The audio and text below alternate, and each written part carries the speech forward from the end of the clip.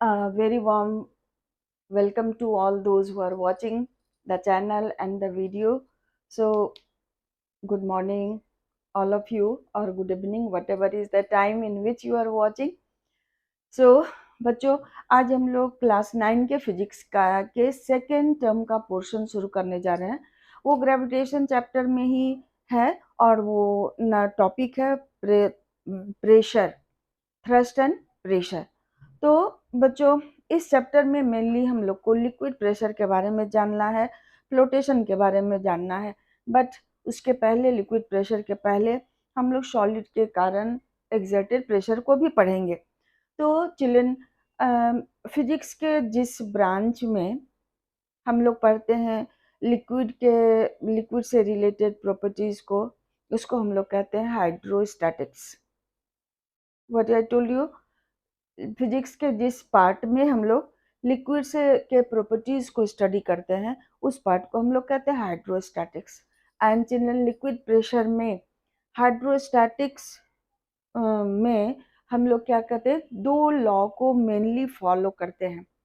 ये this law is not given by any particular scientist और what, but हम लोग दो लॉ को फॉलो करते हैं. तो कहता क्या है कि लिक्विड के किसी पॉइंट पर exerted pressure equally all direction में कम्युनिकेट होता है, ट्रांसमिट होता है. जिसके लिक्विड जिस सरफेस के कांटेक्ट में है, तो लिक्विड पर अगर हम किसी पॉइंट पर प्रेशर एक्सर्ट करें तो वो ऑल डायरेक्शंस में इक्वली ट्रांसमिट होगा. ओके. एंड दूसरा क्या है कि liquid exerts force perpendicular on the surface on which with which it is in contact. Liquid जिस सरफेस के, जिस ऑब्जेक्ट के कांटेक्ट में है उस पर वो परपेंडिकुलर फोर्स एक्सर्ट करता है और उसे ही हम लोग कहते हैं थ्रस्ट. तो दीज टू थिंग्स हमें जानना है. क्या क्या क्या बताया आपको हम टू लॉ के बारे में. तो दो लॉ जो सिंपली हम लोग फॉलो करेंगे लिक्विड प्रेशर पढ़ने में. क्या क्या, लिक्विड के किसी पॉइंट पर एक्सर्टेड प्रेशर ऑल डायरेक्शंस में इक्वली ट्रांसमिट होता है. और दूसरा, लिक्विड किसी जिस सरफेस के कांटेक्ट में है उस पर परपेंडिकुलर फोर्स लगाता है और उसे हम लोग कहते हैं थ्रस्ट. बच्चों ये बात सॉलिड के लिए भी लागू होता है, ये बात गैस के लिए भी लागू होता है. तो चिल्ड्रन, ये फोर्स से ही रिलेटेड, फोर्स के ही जैसा टर्म है हमारा थ्रस्ट. वो थ्रस्ट है क्या? थ्रस्ट क्या हो गया? Thrust perpendicular force, perpendicular force acting on a surface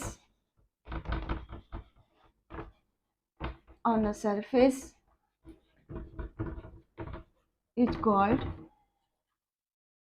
thrust.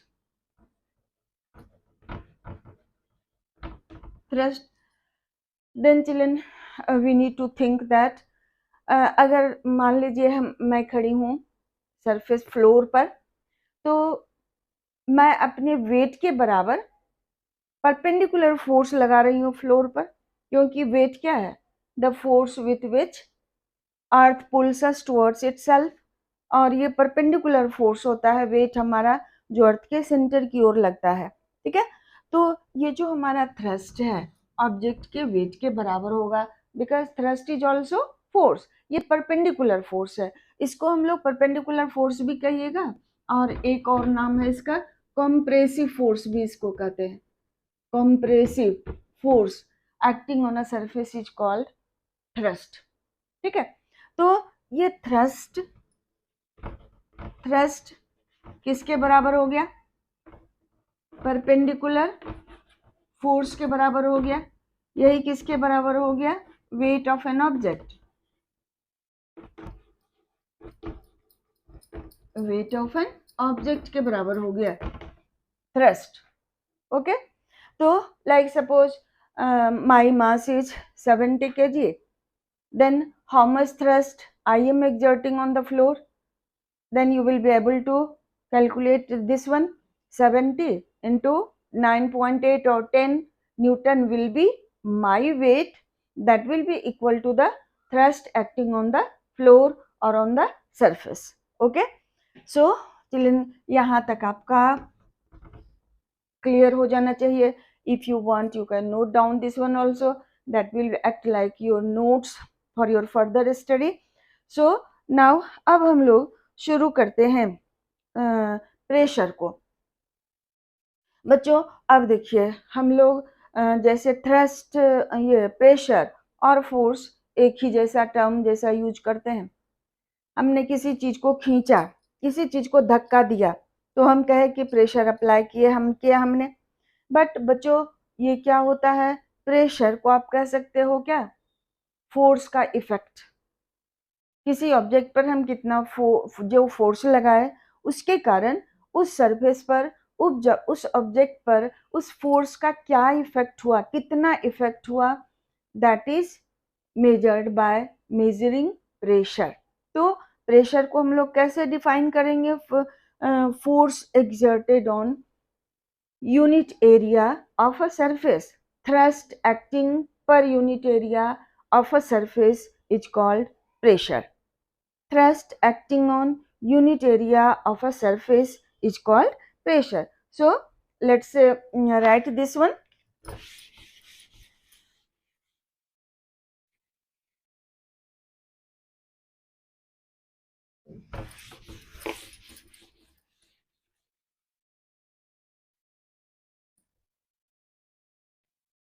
Pressure क्या हो गया, thrust acting on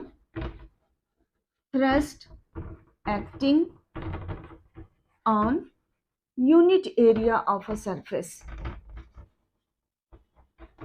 Area of a surface is called pressure. Thrust acting on unit area of a surface is called pressure. So let on area A, thrust acting is T,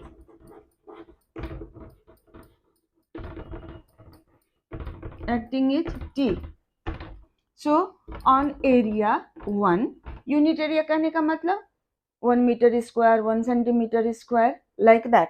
means की magnitude 1 होना चाहिए, चाहे वो metre square हो चाहे वो centimetre square हो. तो on area 1 thrust acting will be T by A. T will stand for thrust. तो T by A, इसी को हम लोग F by A भी लिख सकते हैं. Force by area, thrust by area. So pressure के लिए हमारा फॉर्मूला हो गया, pressure is equal to force by area और थ्रस्ट बाय एरिया. ओके बच्चों, अब आपको थोड़ा सा तो जरूर क्लियर हुआ होगा कि प्रेशर और फोर्स में क्या डिफरेंस है. ओके, फोर्स लगाए किसी सरफेस पर, किसी एरिया पर, तो उसका इफेक्ट कितना हुआ, that will be measured by pressure. Okay, now next topic of this chapter will be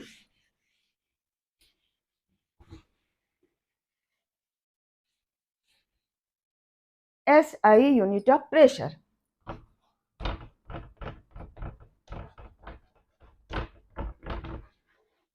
SI unit of pressure. तो निकालने के लिए हम लोग क्या लिखिएगा, SI unit of pressure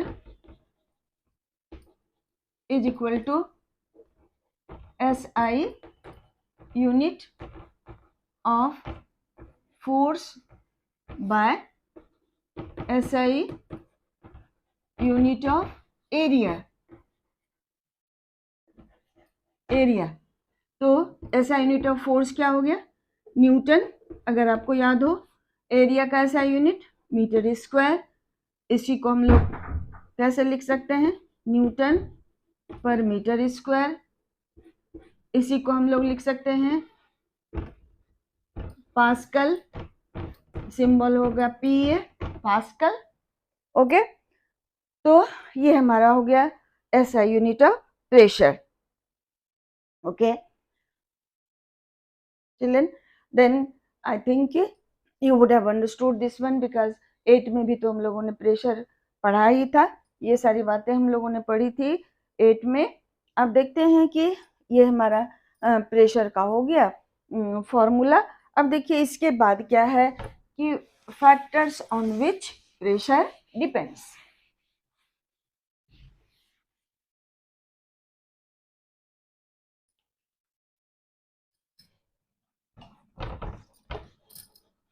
factors on which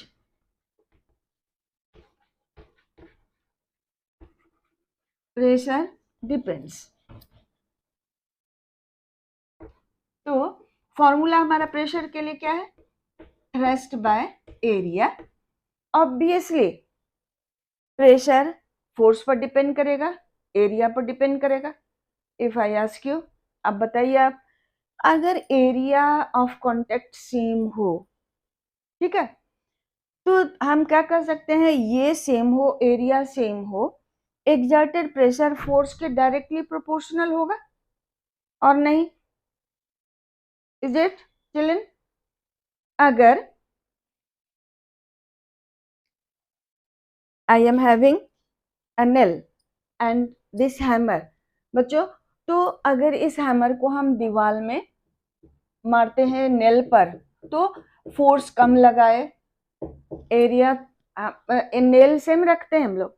अब क्या करते हैं, हम फोर्स बढ़ाते गए तो किसी हम देखेंगे किसी पर्टिकुलर फोर्स के लिए क्या होगा, ये नेल उसके दीवार के अंदर इंसर्ट हो जाएगा, पियर्स कर देगा। तो देन हम क्या देख रहे हैं कि नेल सेम है, मींस एरिया सेम है, एरिया ऑफ कांटेक्ट सेम है। तो जैसे जैसे हम इस पर हैमर से ज्यादा फोर्स लगाएंगे, प्रेशर बढ़ता जाएगा और nail will get inserted in the wall. अब अगर ये हुआ हमारा for constant area, pressure is directly proportional to force।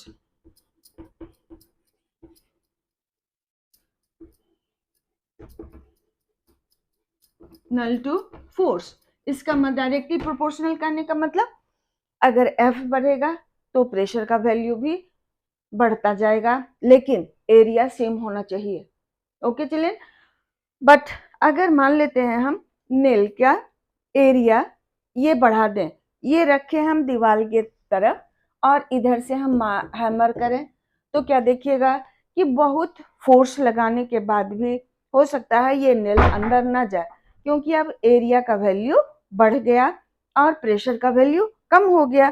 तो अगर आप अप्लाई करो फोर्स सेम, दूसरा क्या हो गया, for same value of force pressure is inversely proportional to area for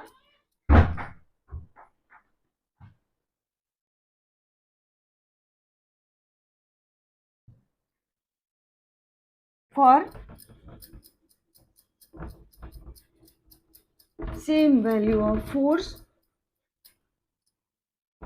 pressure is inversely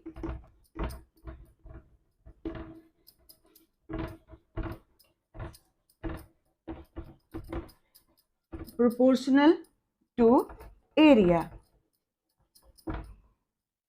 okay so बच्चों, क्या हम लोगों ने अभी पढ़ा, अगर एरिया सेम रहे तो फोर्स बढ़ाते जाएंगे, प्रेशर बढ़ता जाएगा।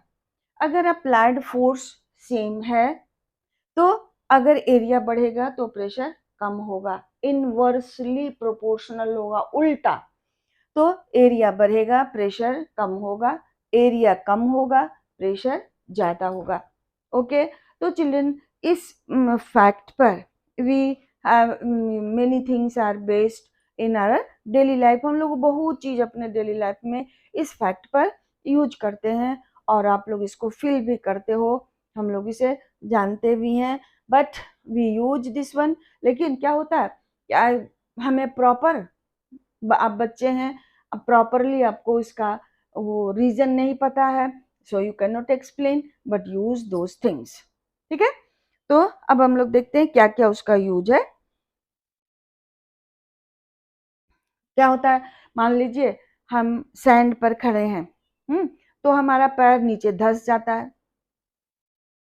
ठीक है, ओके।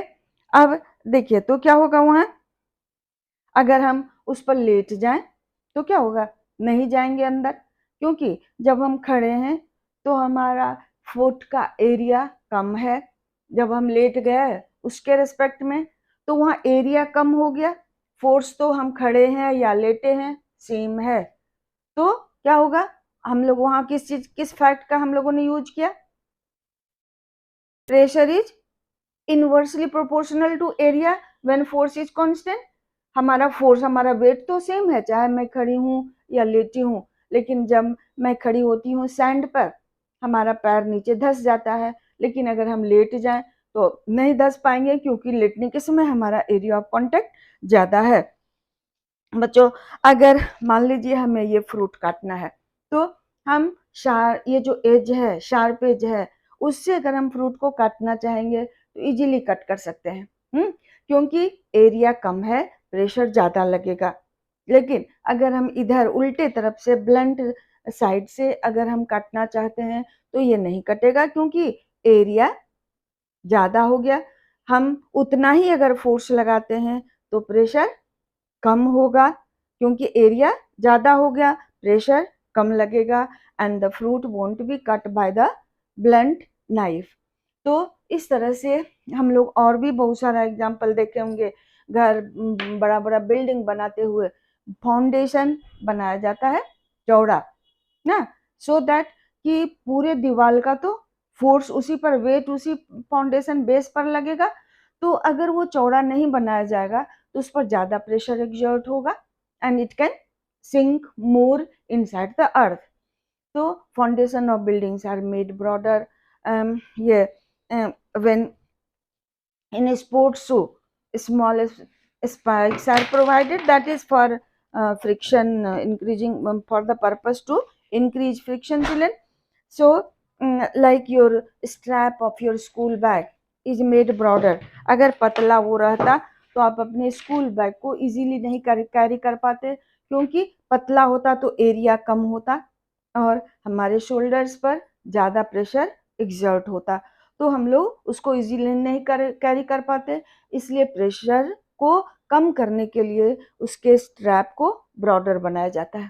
ठीक है, तो like this children, so many things are there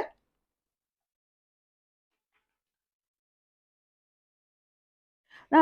Wide wooden sleepers are kept on the just below the railway track to reduce pressure। चौड़ा चौड़ा लकड़ी का ना, देखते हो बिछा रहता है ट्रैक के नीचे, तो to decrease pressure, reduce pressure on that place। तो these are so many things children। तो thumb pin is made, one end of thumb pin is made broader and other end is made pointed। तो broader and रहेगा हमारा thumb की ओर, हमारा thumb बच जाएगा, वो इंसर्ट, नेल के इंसर्ट होने से। लेकिन थंब पिन को जहां गाड़ना है, जहां इंसर्ट करना है, उस और पॉइंटेड रहेगा, then it can be done easily. So children, all these facts we need to know ना।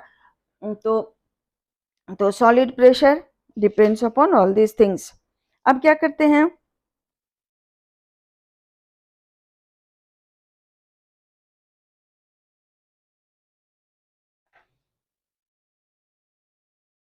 Children these are some other units of pressure. Pressure का दूसरा यूनिट है बार। तो 1 bar is equal to 10 to the power 5 newton per metre square, यानी कि 10 to the power 5 pascal. Okay, एक है atmospheric pressure का यूनिट। तो 1 atmospheric pressure is equal to 101.3 kilo pascal. ठीक है, और ये कितना के बराबर हो गया, 1.013 बार के बराबर। we should know all these things children।